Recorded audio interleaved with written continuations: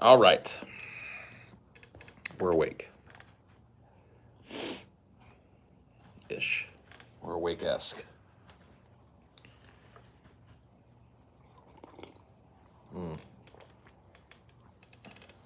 I wouldn't say I've released you from boredom yet.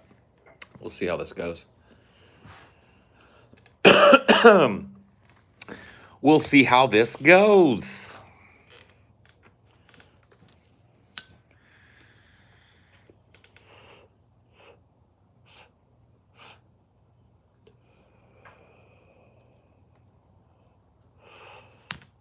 Splatter day. Yeah, it's splatter day today.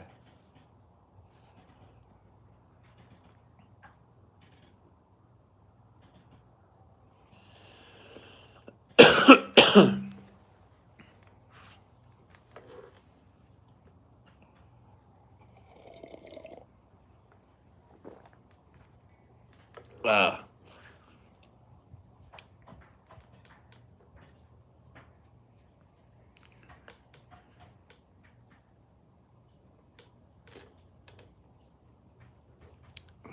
fuck being alive and awake. Being alive and awake is fucking lame, bro.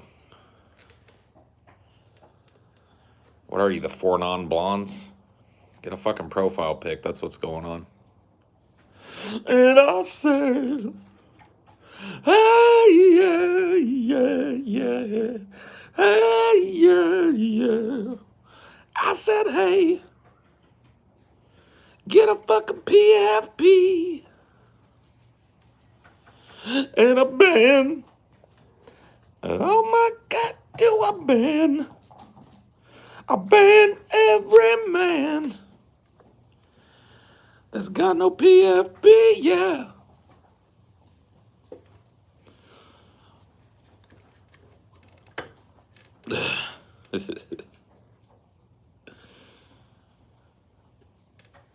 Eviction moratorium ends. Thoughts? Man, I wish I could go back in time to all that celebrating that everybody was doing when Cory Bush took a nap on the steps and got the CDC to fucking finally do something about it. And everybody was saying, like, you know, there needs to be a fucking congressional action on this because the CDC can only do this so many times and blah, blah, blah. And everybody was like, shut the fuck up, man. You just fucking, you're never going to be satisfied with anything. And now here we are dealing with the goddamn fucking results of not doing it right the first time. So here we are. Is Cory Bush going to set up her pillow out in front of the fucking Congress again? We'll see.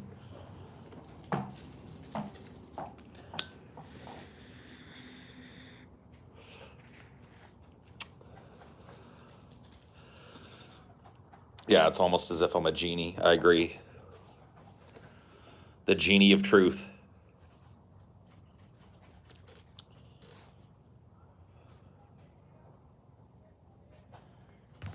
What?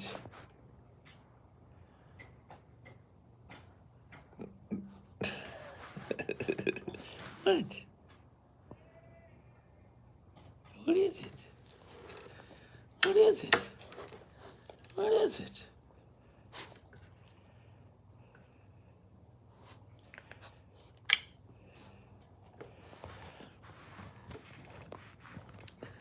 Dinor co-hosting today, yeah.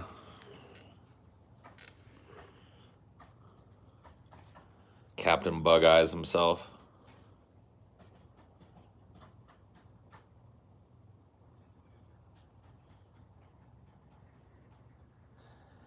Captain Bug Eyes himself. It's warning me about Ida. It's not really that much of a fucking warning for me, considering I'm like, I don't know, 1,000 miles away from Ida.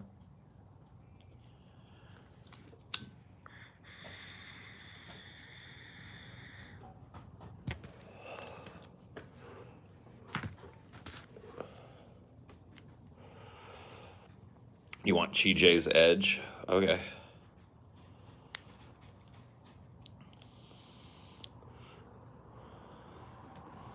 Want Chi-J's Edge?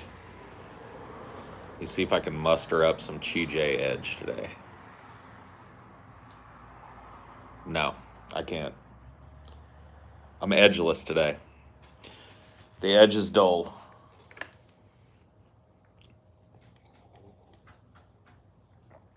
Ida swerves and somehow makes it to Paul. Dude, that would be fucking crazy. That would mean Ida would have to, like, go across Mexico and Texas and then come up the Pacific coast.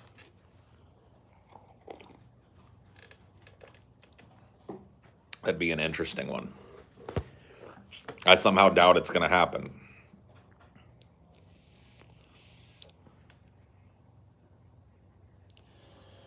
No, we've got our own form of constant storm and shit going on over here in the form of fires. It's a hazy as fuck day today. I'm sure the air quality is horrible. Pew.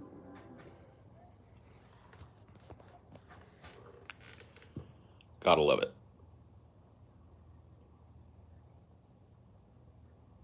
Gotta love it.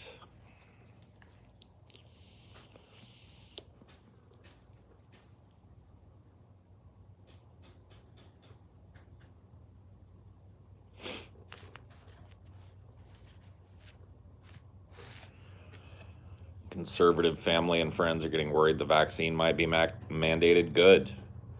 Why would they be worried, though? They shouldn't be worried about it. They don't give a fuck, right? They're still going to be freedom warriors and whatnot, right? They're still going to, like, not do it, right? They're about to tell us we have to. It's like, what are you, a kindergartner? Soft mandate? Nope, hard mandate. 100% hard mandate. If you don't have a fucking verified medical excuse, and I'm not talking about a stupid note you printed off from a fucking website and scribbled some shit on. I'm talking about somebody with a fucking medical license that says, hey, this person is allergic to the vaccine and can't have it. You ain't got something like that, your ass gets stuck or your ass gets locked up and stuck. Your choice. I would go ahead and just go get stuck. But if you want to go down the road of locked up and stuck, we got plenty of pigs. Round them up. Every last one of them. Authoritarian plural. Yeah. Yeah. You can cry authoritarian all the way down in the paddy wagon. Cry authoritarian as they strap your ass down and give you the shot. Cry authoritarian as they kick you out the front door with a fucking big fine in your hands to pay. Free vaccine, expensive vaccine with a fine and some jail time. Something tells me a lot of these freedom warriors going to choose option A.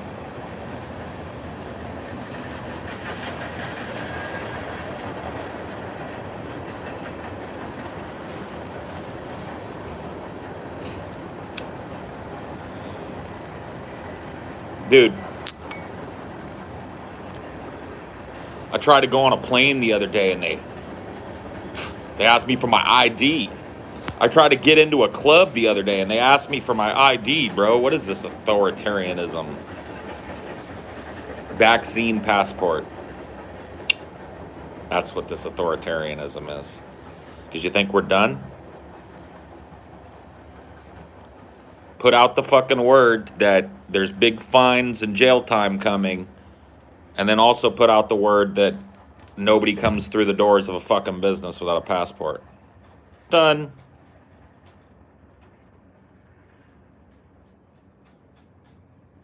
Done. They show up to harass people at COVID clinics, and nobody in the audience is wearing masks. Paddy wagon them. The whole crew. Take them all down, give them a big fat $1,000 no mask fine. See if they're down there next week. And the week after that. So get these dumb herds of morons out of the way of people that are trying to help people during the pandemic, number one. And number two, get the bovine herd the jab. Get the dum-dums who can't find 5 minutes to walk into a Walgreens and get a goddamn vaccine. Get them taken care of. Cops know how to do this. Cops are aware of this shit. They know how to do this shit. Pull up with the paddy wagons and start arresting people, throwing them in the back. Take them on down, process their fucking fat asses, write them a nice fat fine, release them the next morning.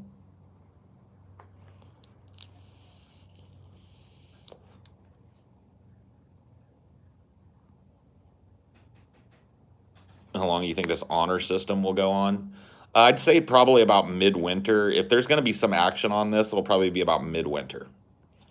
I would say like right around Christmas time, when everybody's traveling to see their family and COVID is about as high or as high as it was at the peak of this in 2020, and we're looking at another fucking 500,000 people dying. I think at that point they're going to realize that, like, letting people just run around like fucking morons is not going to work.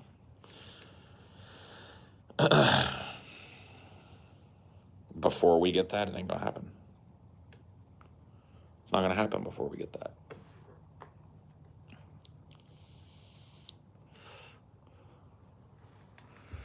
They're already starting to do this kind of like soft vaccine mandate shit with state and federal employees in certain states. So I think California is on the forefront of that. Required all state employees to be vaccinated, all public employees.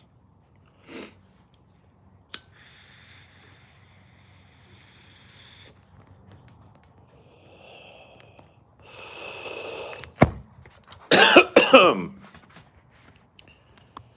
to think of it, it'd be pretty hard to prove that you're allergic to a brand spanking new vaccine. It might just be safe to go get stuck. Yeah, might be. You never do know. You never do know. No, I'm just tired of arguing with it. Tired of arguing with people about it. Nothing to argue about no more. Time to round up the dum-dums and give them the free vaccine, but make it cost money for them. Make sure there's a big old fat fine that comes along with it, because these motherfuckers have had over 6 months to get this shit done, and they didn't. And now the big cities are on fire with it again, and pretty soon it's going to do that whole thing where it bounces out to the rural communities and then bounces back into the big cities, and it's going to be mid-fucking Christmas time, and numbers are going to look just like they did in 2021 or 2020.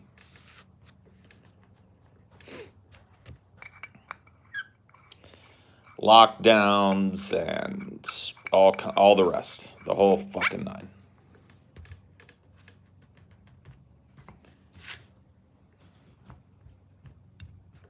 You got your freedoms. Da, da, da. You got your freedoms. You got your freedoms.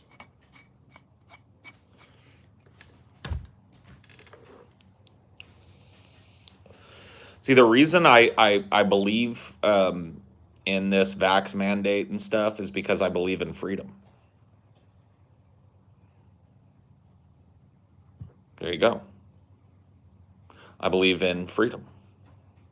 The freedom to travel, freedom to go out, freedom to participate in the economy, freedom.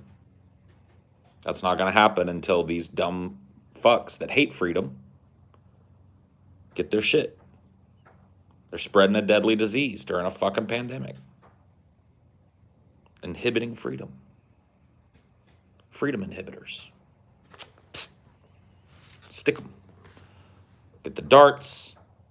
Pick them up after they leave their houses on their way to work and shit. Just pull them over. Load them up.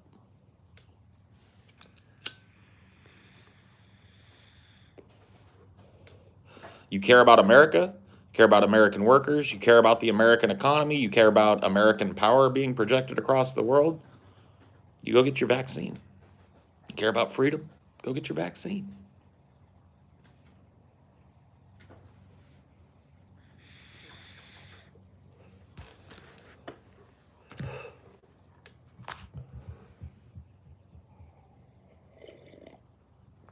You got your freedoms. Yep. You're not free to infect. You're not free to fucking, kick down somebody's door. There are rules in this society, and this is one of them. You're not free to fucking go horking up deadly diseases all over everybody. If there's a big fucking pandemic and a free vaccine, your fat ass has got to go get it. It's not part of your enumerated freedoms to hork your lungs up over somebody and kill them. Sorry, we have freedom here in this country. Freedom to move around. Freedom to exist.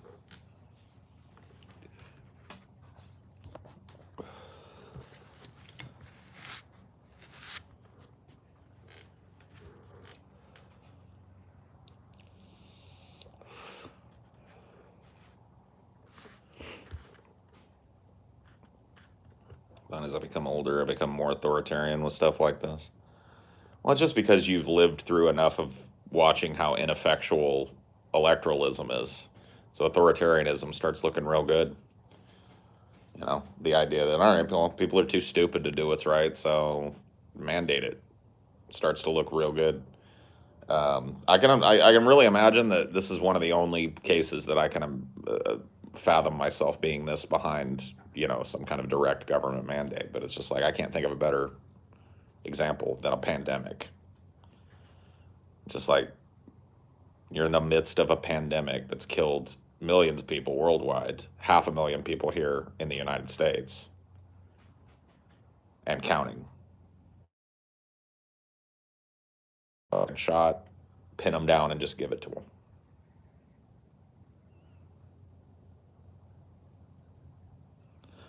You feel about the freedom to spread demonstrably false information in the name of freedom of expression. Spread demonstrably false information. So do you think that the anti-vax problem is a problem of false information?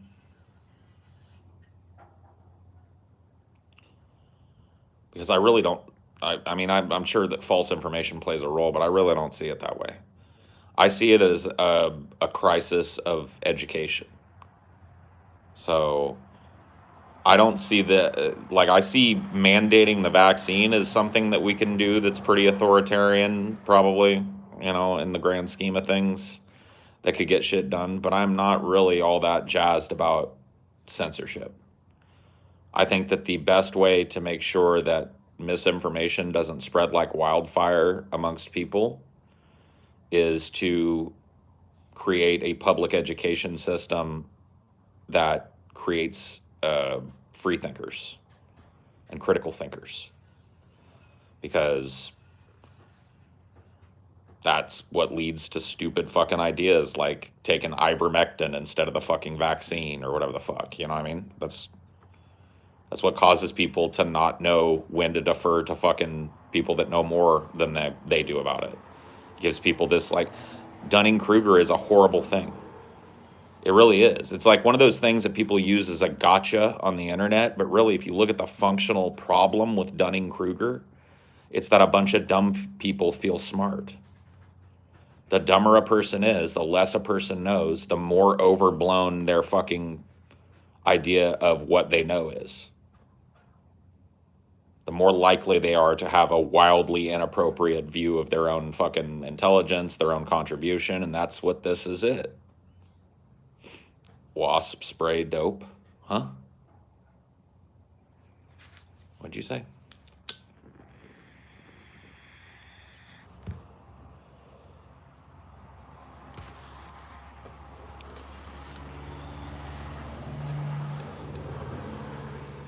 The only thing that keeps you going is my streams, huh? Oh, fuck, man. Fuck, bro.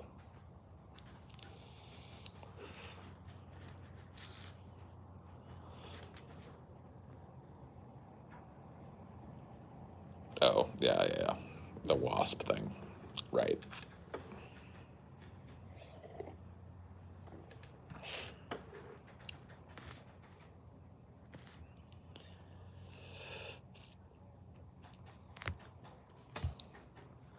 Woof.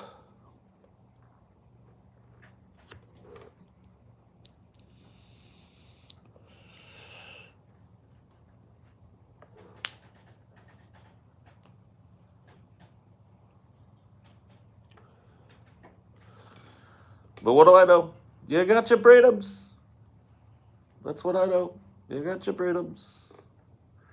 You got your freedoms, and I got my freedoms. You got your freedoms. I got my freedoms. Everybody's got their fucking freedoms.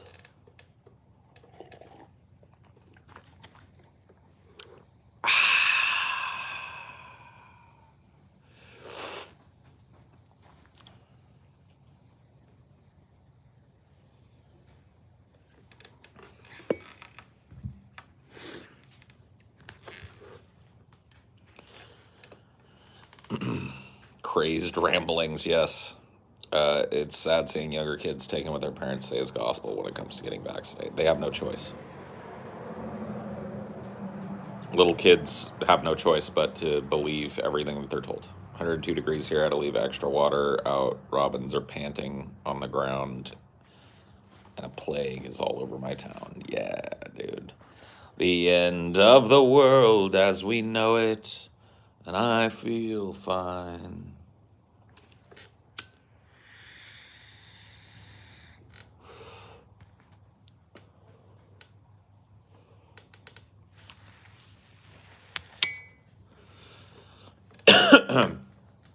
So anyway, yeah, I would much more support a complete redesign of the American educational system, a mandating of attendance to an accredited school that teaches these things, do away with fucking homeschooling and all that bullshit, get rid of that, get a really good public education system that is focused on not only finding and helping the children in the school to express their abilities and their talents and their aptitudes and nurturing those things, but also in an overarching way teaching every child how to critically think, how to do research, how to look into things, how to vet claims, all of this stuff that they don't teach or that people are, being graduated with no functional fucking clue about.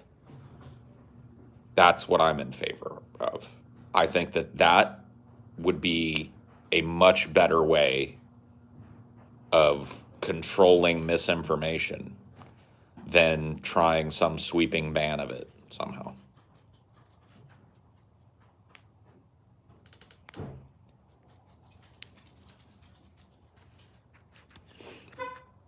You think philosophy should be a class? Early education and logic and reason would create a much healthier workforce. Well, it would make a huge difference, like a ginormous difference, if kids and young adults, teens, young college kids were exposed to a broader swath of philosophical input and maybe not necessarily drilled with this whole idea of being a fucking free thinker, but just given the tools to do it.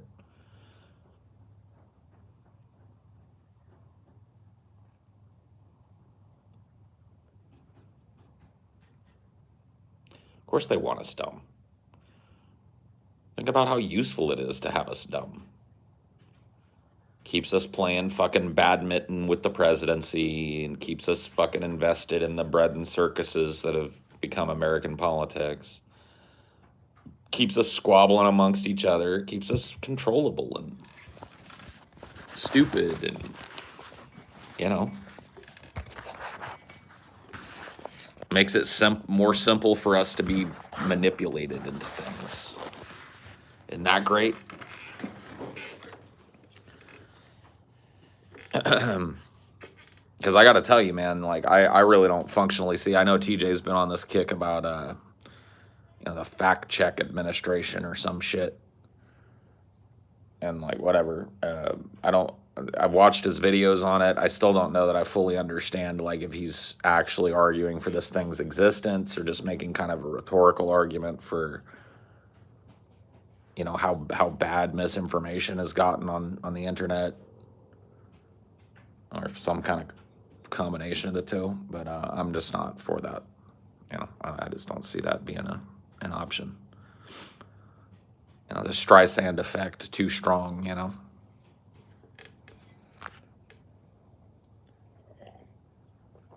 Of course, I think it could work if there's like a functional redesign of the internet like I'm talking about, but that's at least as complicated, if not more so, than retooling the American education system. So I tend to err on the side of the freedom of speech and expression and association.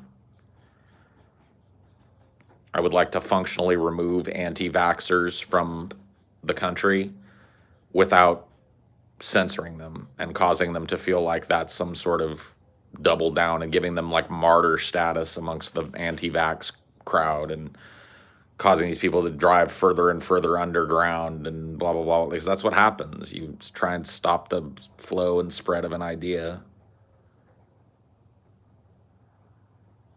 or a piece of information or whatever the fuck it is, right? And in the modern internet, it's magnified. People are more likely to repost it, more likely to be interested in looking at it, puzzling over what it is and what it means, right? Seems like a losing battle to me. I think interceding earlier in these people's lives and raising, a generation or two of free thinkers and critical thinkers would be way more efficient.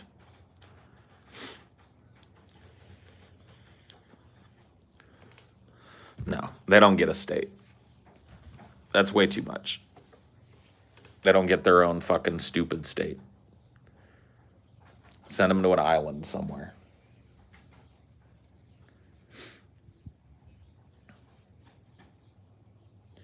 Send them to a deserted island.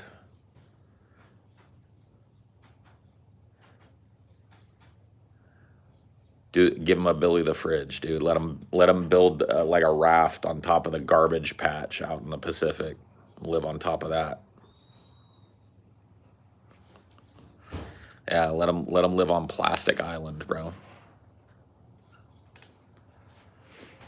Hey, sweetheart. Wow, that's a cool shirt you have on. This is the only face shirt that's still on sale. Oh, yeah? Mm-hmm. Oh, D.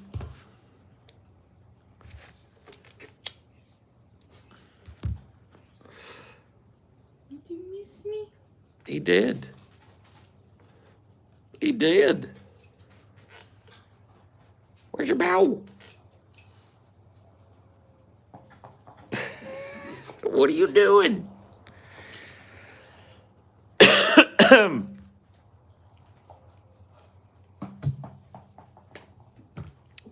If mandatory vaccines failed in France because mass backlash, then it will in the revolution culture of America, especially with an armed population. French were unarmed and still stopped it.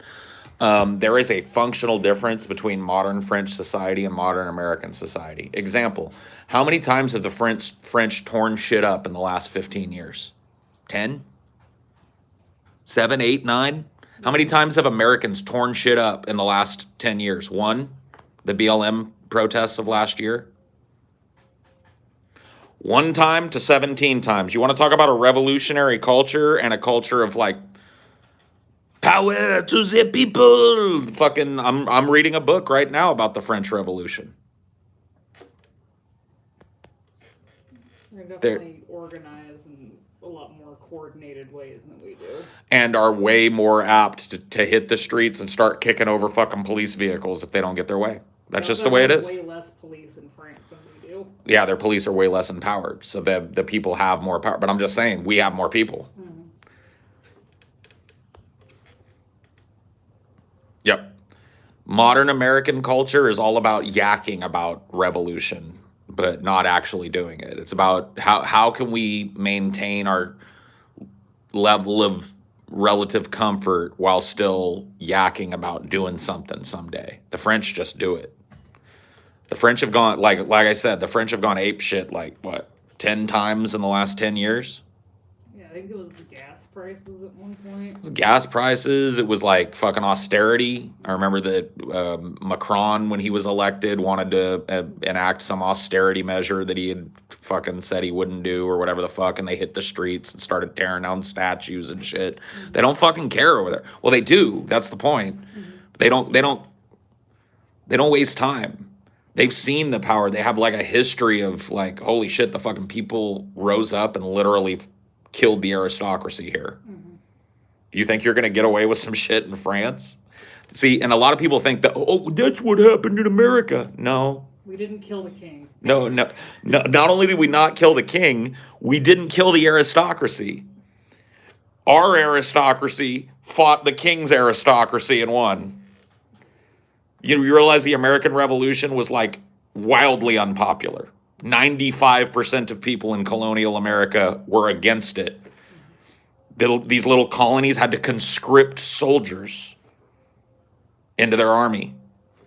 So the American Revolution is sold as like, the brave American people got tired of taxation without representation. The actual truth is, the American aristocracy got tired of paying a portion of their tax money to the king.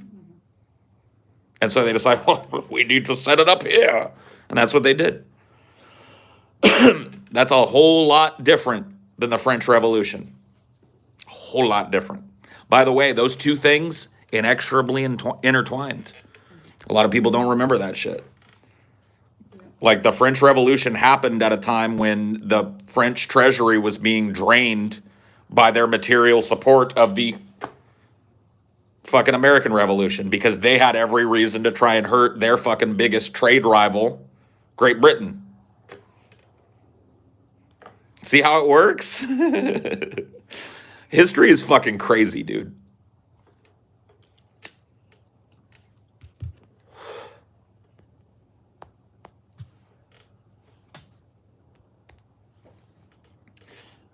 Yeah, the French Revolution was all about. I mean, when it comes down to it, it was all about grain. But ultimately, the policies that led to that grain shortage were a greater transfer of power away from things like the Parlement, what they called, which was a meeting of elected officials that would interface with the aristocracy, the church, and its influence, and the kind of old what do they call it, absolutist monarchy, which believed that everything flowed down from the central authority, and there was no interface for the people in that, and that's what led to it. Eventually, they privatized the grain industry to such an extent that there was not enough grain, or people could not afford to buy grain because there were price controls. Sound familiar? There were price controls on grain. For the longest time, the monarchy looked at this and was like, look, people got to have bread, so you can only charge X amount of fucking French real for grain. Certain amount of Louis d'Ors or whatever the fuck for grain. That's all you can charge. And then during that, I can't remember who he was. He was Louis the 15th, I think. He was Louis the 15th. During the reign of Louis the 15th, which is when the French Revolution happened, the aristocracy had made sweeping changes to privatize, because a lot of these grain producers were lords. They were feudal lords that owned these big swaths of grain producing land. Not feudal, I guess, but they were aristocratic lords, and they wanted more influence. They felt like, all we have is a title, because we barely can make a profit on this grain. And so they privatized the grain industry, opened up the marketplace to trading and moving grain from one place to the next. And what happened? All of a sudden, fucking Versailles and Paris had no grain. And what little there was to be had was fucking so wildly expensive, nobody could pay for it. Except the aristocracy. Yeah, except the aristocracy, right? They never went hungry. And that was all it took. That was the match. Lit the powder keg.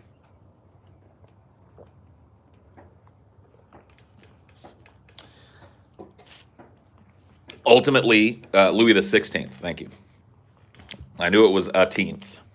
I think that's a profile pic, because I know like the no profile pic has like a letter or something. Yeah, it is. As long as it's not the first letter of their name. Yeah. That's a no profile pic. But yeah, I don't care what they do beyond that.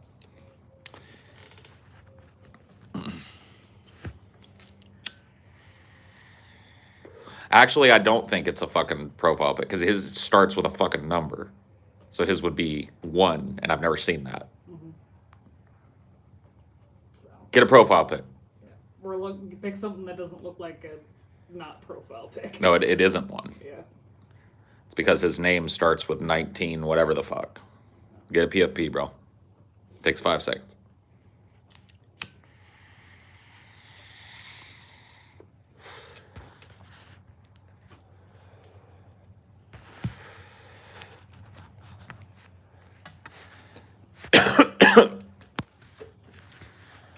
I love a show where you both travel the world and talk about this side of history like an anti-capitalist Rick Steves. Yeah. Europe through the revolutionary door.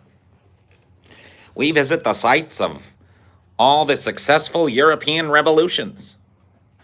The thing is, we need capitalism to be able to afford to tour True. Europe. Yeah. You guys got to pay me enough to go do that so I can go do an anti-capitalist, pro-people liberation tour of Europe. What a grift. I like it, though. No, it would be fun. Like, I'm telling you, the more I learn about this kind of stuff, like, once again, I've been slowly but surely making my way through a very dense French Revolution book. So I'm trying to remember the name of it. I'm not going to be able to remember it. I'll have to look. I have it on Audible. Oh.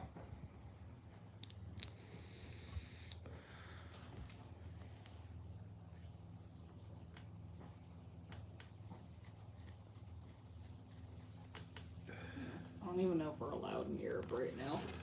Yeah, most places probably not.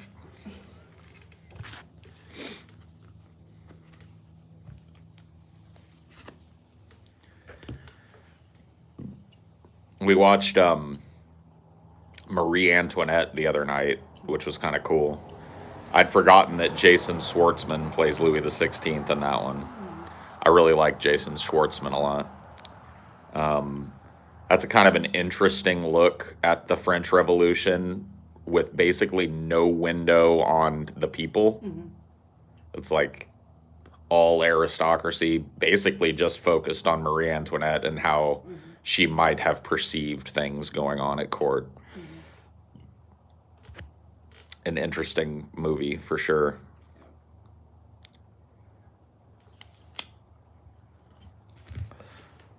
Yeah, Kirsten Dunst plays Marie Antoinette. It's directed by Sofia Coppola. Won an Oscar for best costumes, I think. Costume design.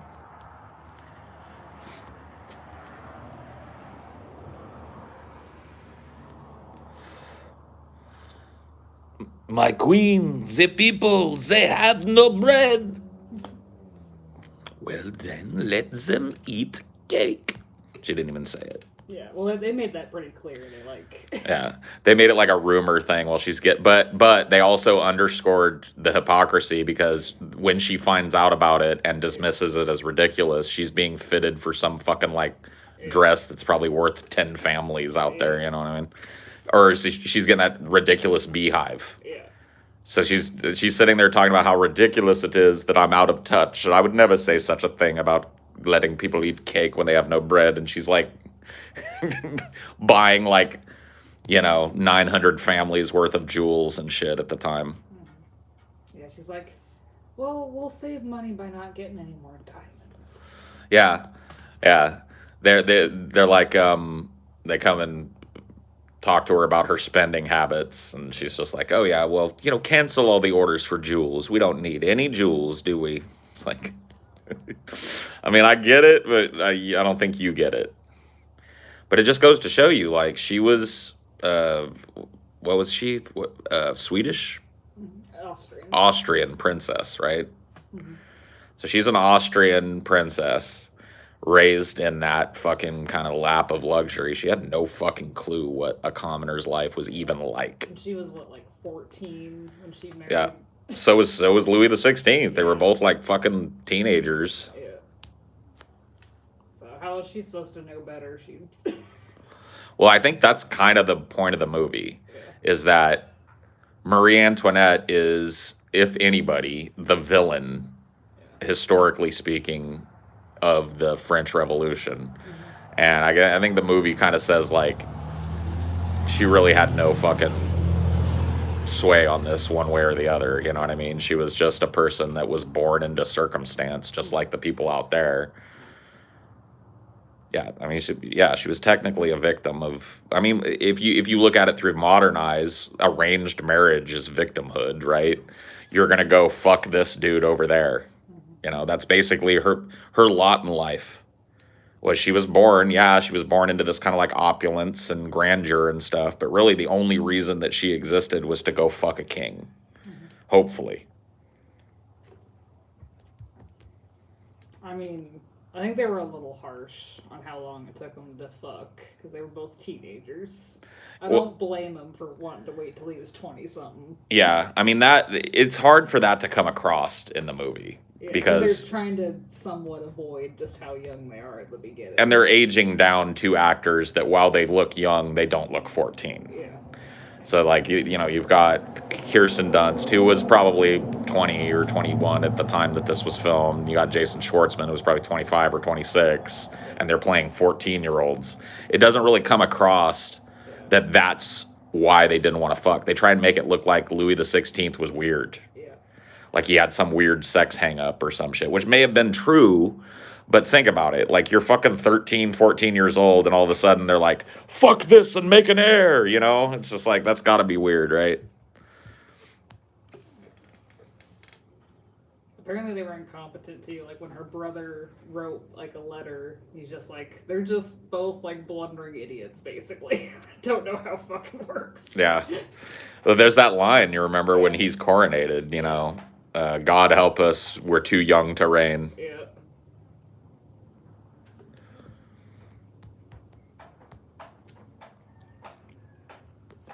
I mean, arranged marriage, unfortunately, is still really common in the world, in certain cultures, in certain areas. And it's an abuse of both people involved.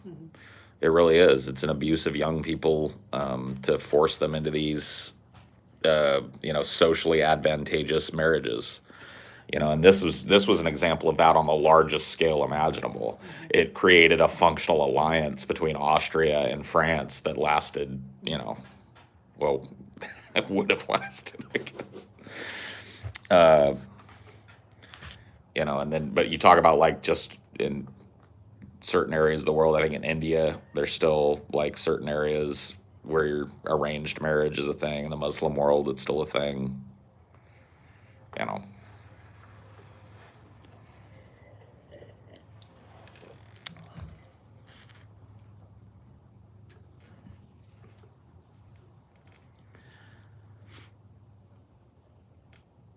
So they have the talk when he was 4. Did he learn to be a king at 6? Really, they didn't have to talk because they didn't know how to fuck. That's in the movie too. Yeah. Fucking Marie Antoinette's brother, who's the emperor of Austria, has to like talk to him about how to fuck.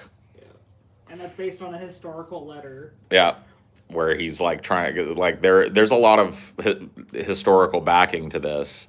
But what I think that the movie kind of misses is empathy for the young kids that were involved in this. Maybe neither one of them was weird. Maybe just neither one of them was prepared to fuck. And like, yeah, I mean, they knew that it meant a baby, so they're probably like, I don't really want to carry a baby at like 14. I'm trying to remember what movie it is, but it's a really poignant line. Maybe somebody in the chat will know. Somebody says they're talking about like some guy wants to tell a little girl about sex for some reason, and the woman says, "No, girls already know that. Girls know way before boys because they have to." And I think that was true back in the day as well. Marie Antoinette was probably way more aware of what sex was than he was. Because think about that. There's no like there's no sex education in fucking 18th century France. She had her mom fucking like pounded her. Yeah. But like in the letters, they're just telling her like, you know, you got to be sweet and charming, and you got to do this, you got to do that, you know, you got to get this guy to fuck you basically and make an heir quick.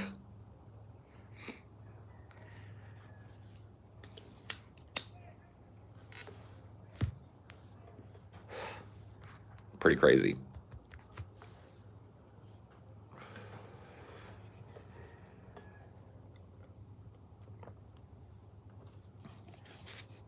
I can't remember what that fucking movie is. I remember that line too. I Yeah. just can't place it either.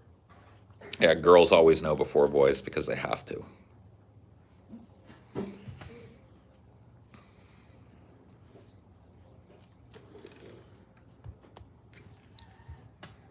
It wasn't Leon the Professional.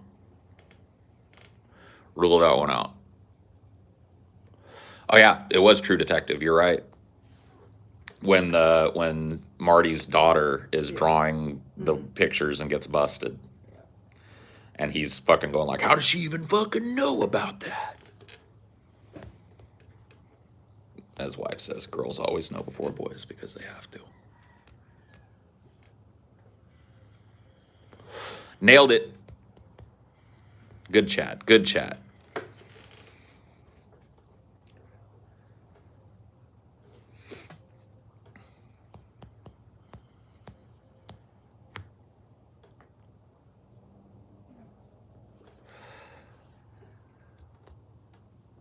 I guess it kind of makes you wonder, like, would humans in a vacuum still have a strong enough instinct to know how to fuck, or is it such a societal thing now?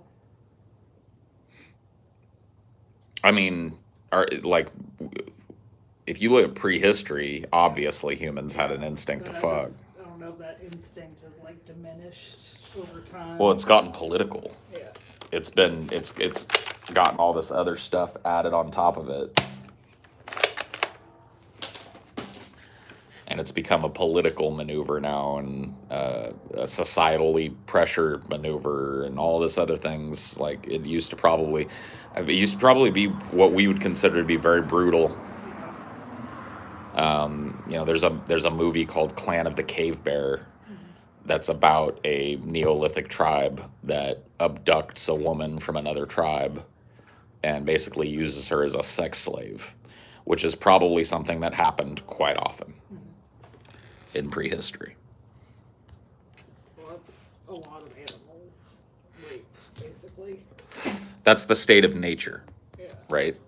The state of nature is, I mean, there's very limited amounts of consent in the animal kingdom, or any very limited amounts of behaviors in the animal kingdom that would constitute what we know as human consent to have sex, right? There's really that interplay of different things, physical reaction and emotional reaction and mental reaction. That's 2 or 3 of those are missing from most animals, you know what I mean? It's just kind of like, I can't remember, is it John Locke? I think it is John Locke that talks about man in the state of nature.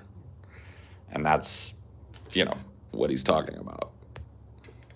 And for sure, our ancestors and early man lived much closer to that, what we would call the state of nature, than we do. So like I said, sex has become a very political thing in human society. Hobbes, thank you.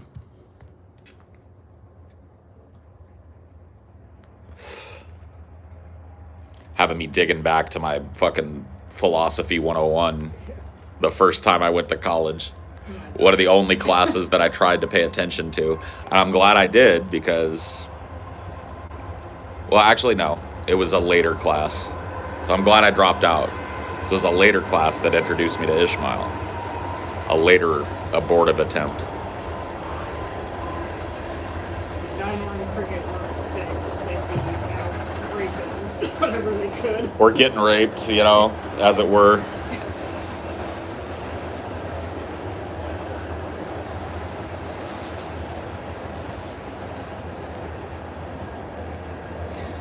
What do you think imparts higher levels of empathy to certain animals? Intellect, obviously, but I don't know if that can be the only factor. Look at dogs versus wolves, for instance.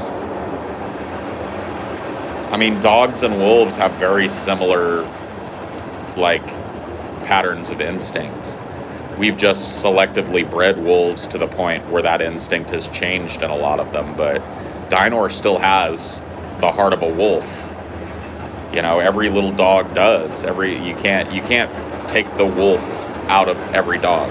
There's a little bit of it there, a little bit of that base instinct.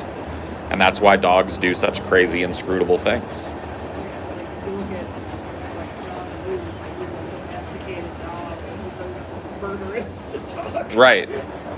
You know, Jean-Luc and Yujiro are both dogs that have an insanely high prey drive, right? So these are dogs that have been selectively bred over generations to be companions of human beings, but they are still locked into that insane high. I gotta kill. I have to hunt. I have to kill and murder. You know, that stays. And human beings, they call it our lizard brain, right? Our medulla is basically our lizard brain. And we've all got a little bit of that in us. You know, you can't take that out of the human being. It's blended into our higher brain function. The forebrain and all that shit adds a lot of context to it. But deep down inside of us, we're all just fucking eat machines. Just like a dog, just like a bear, just like, you know, it's like a lizard. It's like a snake. You know, there's not a whole lot of fucking functional difference at the base level, but we have all this other higher brain function that adds all this context to it.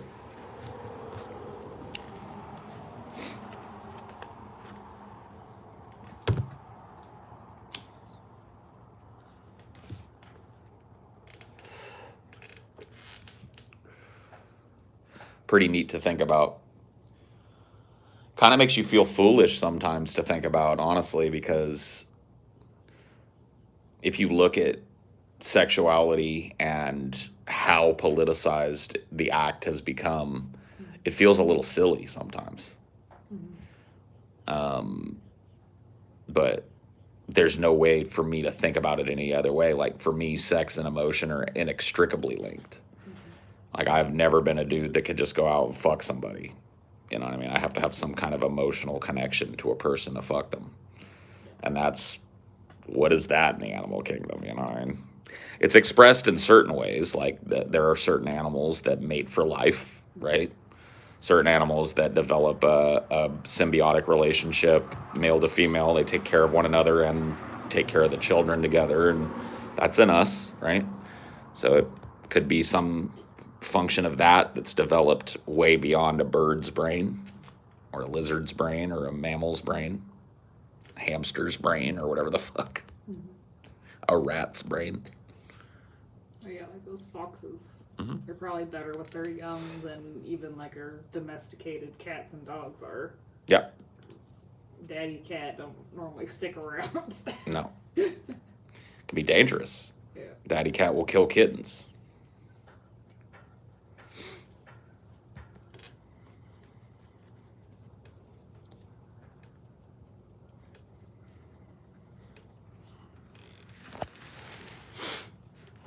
Hamster on hamster violence. I'm aware. I was a hamster owner for a while, and learned all the little ins and outs. And they're brutal to one another. Have thought about kids? Huh? Did you proofread that, homie?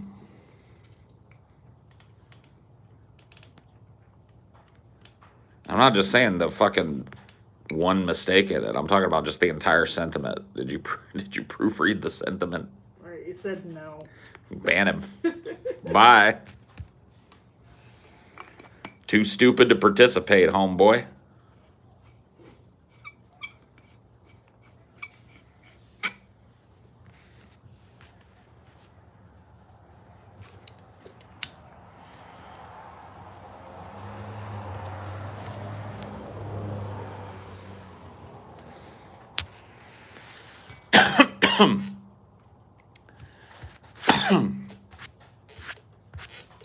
That's something that's come up a few times recently as I'm doing like these, and then every once in a while it's way more chill to do these like Twitter rooms because other people are having conversation. I can jump in and out.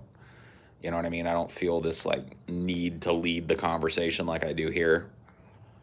Um, and it's come up several times of just about how like this type of internet environment breeds like a certain level of verbal diarrhea in people. It's just like thoughts and opinions and shit that they would never say out loud. They just kind of gobbledygook it out into the chat. You know what I mean? Just like slubberdy gullion all over the goddamn fucking keyboard. You know what I mean? But if they're in person in some way, like they have to use their voice to do it, people are way less likely to let their fucking verbal diarrhea just. It's like I'll stay on a topic, and topics will like naturally move from one topic to the next. That just doesn't happen here. And 90% of it is what I've been, crusading against with the help of my fucking mods for the last 6 months. It's just an idea, just like the idea of not being able to apply social rules to a fucking public forum. That's all it is. There are just people that will just dribble and drool all over every goddamn conversation in text. You put them in voice, they sit back and shut up and listen and let the people that actually want to talk. Or they modulate what they're thinking and talking about.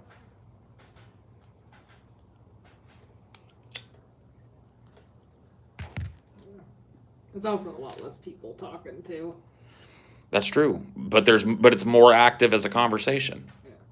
There's less people talking, but it's more active and fast-paced as a conversation because the people that are talking are all contributing 100%.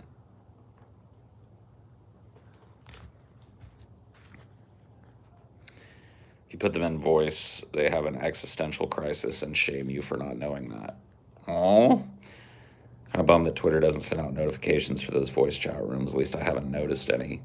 Yeah, they pop up on top of your feed if you happen to open it. Yeah, if you haven't updated your Twitter app in a while, they're relatively new. So I know Phoebe had to update her Twitter app to see them. But yeah, if I'm in one, there's like a little border around my profile pic on Twitter. It's like a purple thing that lets you know I'm currently in a voice chat. And then, it pops up at the top of your feed on the app. I really don't know if or how it works on desktop at all. It doesn't. You can only listen on desktop. Got it.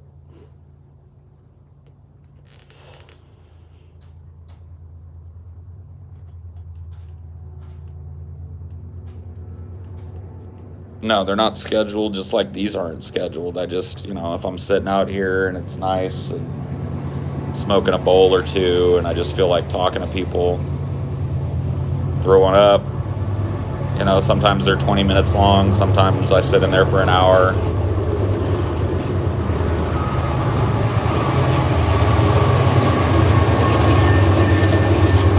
I chilled in one the other night that was a whole lot of fun because I was able to jump into a room of people who haven't listened to me a whole bunch of times and kind of lead a group of people down the old simulation theory rabbit hole with me. You know how much I love taking people down that rabbit hole. The nature of reality was discussed.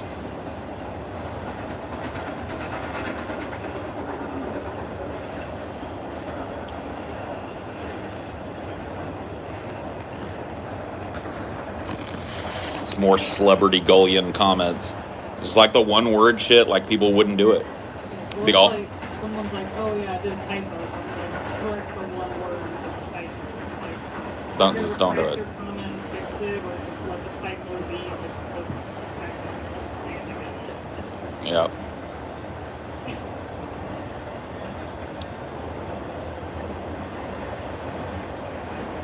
You ever get weed anxiety before you jump into voice chats? No. I will tell you this, though.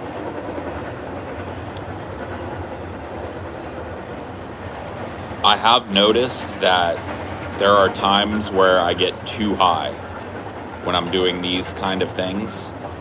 Like, well, maybe not too high, because obviously too high means that I have like a horrible fucking time. But like, I will kind of absent-mindedly smoke while I do these as kind of like a Pavlovian thing. And I will get super duper fucking ultra high. And then all of a sudden kind of be uncomfortably high and be like, eh. It doesn't happen every time, but it is something that'll happen when I'm doing these. Yep, needed to update my Twitter app. Yep, see? There you go.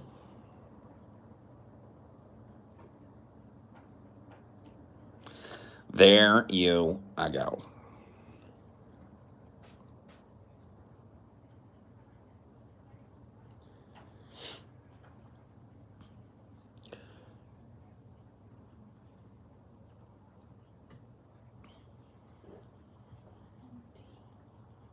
You got so dirty again already. You bathed like last week. That's why I call him Dusty D. It's because he's been playing fetch again recently. Mm-hmm. One time he didn't. It's been cool enough to do it. Not today. Not today, though. Today's going to be nasty. Yeah. It's already nasty and hazy, too. Yeah.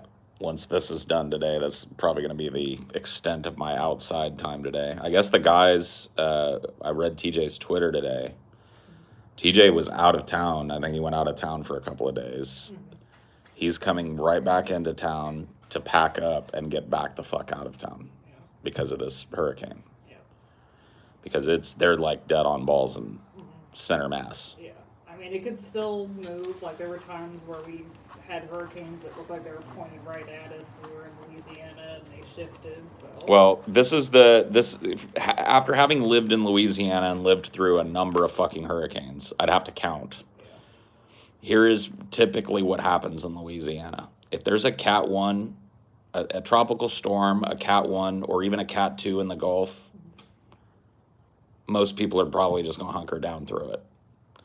If there's a Cat 3 in the Gulf, people are going to leave.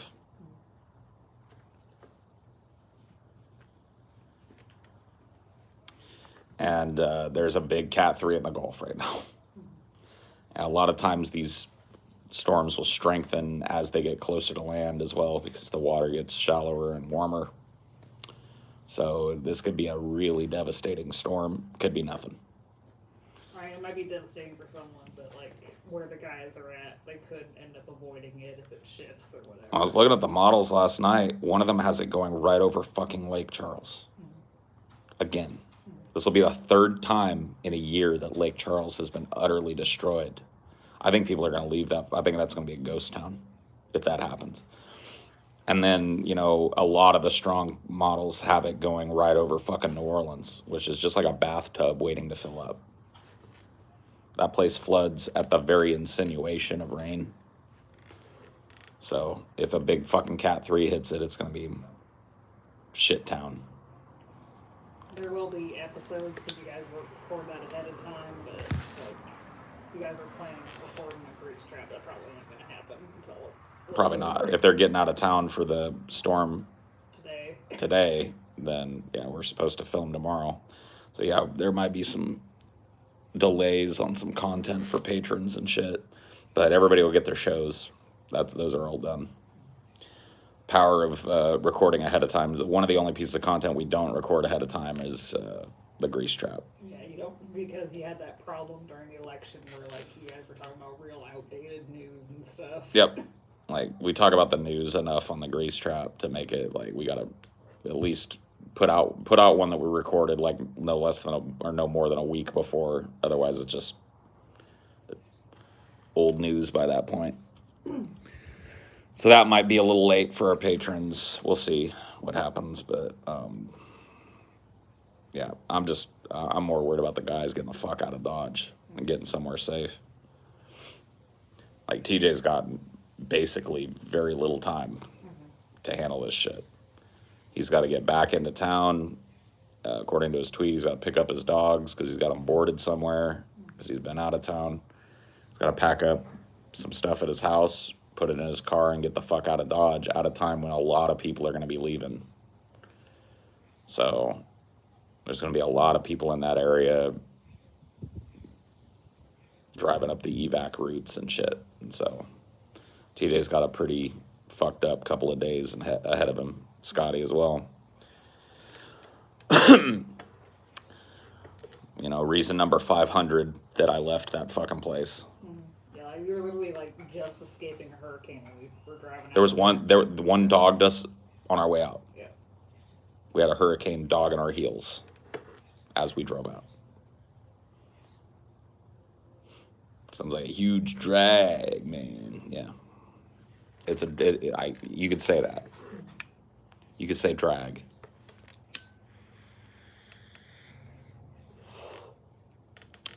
Storm is expected to make landfall tomorrow in the mid-afternoon, late day there. So, but those kind of things sometimes when they're really big, they end up like slowing down, which is worse. Yep, that's everybody's biggest. That's what happened with Katrina. Yeah. Was Katrina made landfall, strengthened right before it made landfall, and then slowed way the fuck down and just hovered. Well, because it hit Florida first and then it like ricocheted. Bounced and strengthened and came back and so yeah. Cat 3 hurricane heading straight for New Orleans. That's a no fuck around moment. So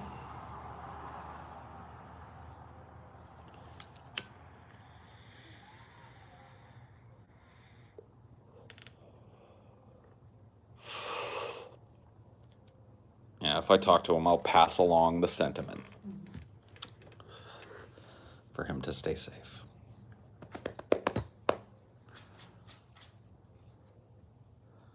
There's hell of people over there today.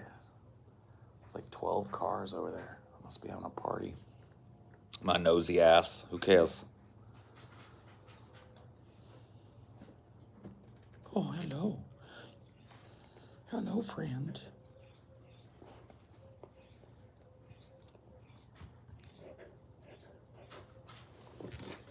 Crazy boy.